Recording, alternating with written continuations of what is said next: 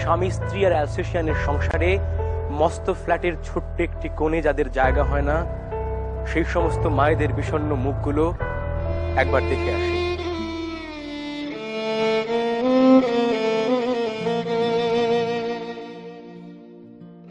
কপালে বলি রেখা, চোখে বিষণ্ণতার বিষবাষ্প, বয়সের ভারে নুজ্জ।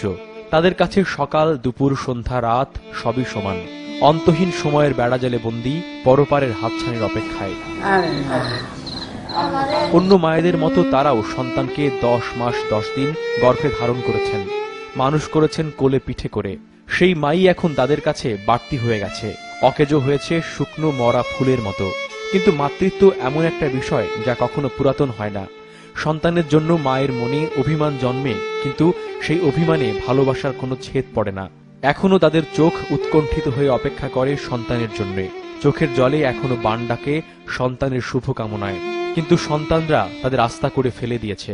তারা খাইতে, তারা বউ চাল মেনে খাইতেছে, আমার দেয় না, আমার ভাত নয় না, জুটে না, তার হারিতে আমার ভাত নাই। একটু কষ্ট লাগলে একলাই করে একলাই মনে বুঝ দেই।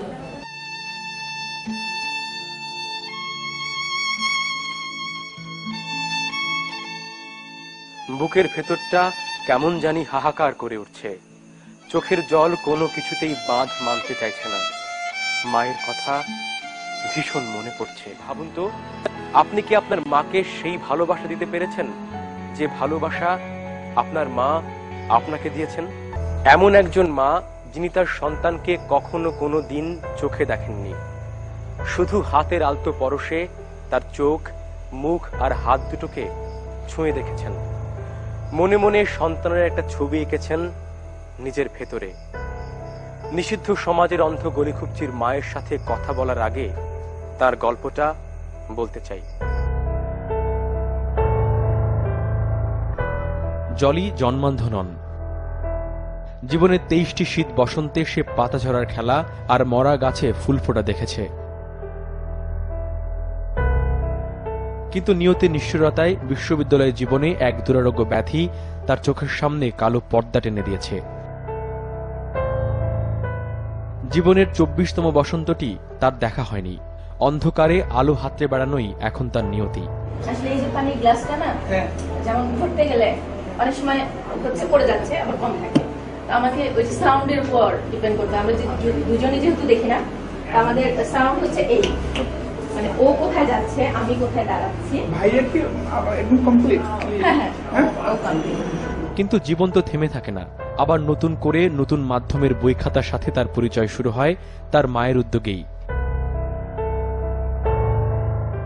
প্রকৃতির বসন্ত আর দেখা হোক বা না হোক, তার জীবনে আবারও বসন্ত আসে, পরিচয় হয় তারই মতো একজনের সাথে। এরপর নতুন করে জীবন শুরু। সেই জীবনে ঘর আলো করে আসে তার সন্তান, কিন্তু সে তার মায়ের মতো আঁধারে বন্দী নয়, আলোর পথযাত্রী। আমি সবসময় না, যখন আমি ওকে দেখি তখন আমি ওর থুতনিটা ধরি, যে আমারটা ঠিক ওরটা একই রকম। যেমন আমার নাকটা, আমি সবসময় চেষ্টা করি ঘুমের মধ্যে নাকটাকে ধরতে। কিভাবে যেন সন্তানটিও বুঝে গেছে তার মা অন্ধ, তাই কোথাও কোনো ব্যথা পেলে মাকে সে সেই জায়গাটি অনুভব করতে দেয়, মুখে কিংবা ইশারায় কিছু বলে না। এটা আল্লাহর রহমত। হয়তো আমার ছেলে যখন আমাকে কিছু দেখায়, আম্মু হাত দিয়ে দেখো, মানে ও বুঝে গেছে যে আমি দেখি না। আসলে এগুলো ভাষায় প্রকাশ করার মতো না। অনেক অনেক মানে আমি যেহেতু দুইটা ওয়ার্ল্ড দেখছি, একটা রঙিন আর একটা একেবারেই ব্ল্যাক। আমি যখন আমার ছেলেটাকে ধরি সবসময় চিন্তা করি আমি কতটা দুর্ভাগ্যবান, আমার ছেলেটাকে আমি কখনো দেখবো না। মাগো, তোমায় সত্যি অনেক ভালোবাসি, ভীষণ মিস করি। ভালো থেকো মা, আর সেই সাথে ভালো থাকুক পৃথিবীর সব মা।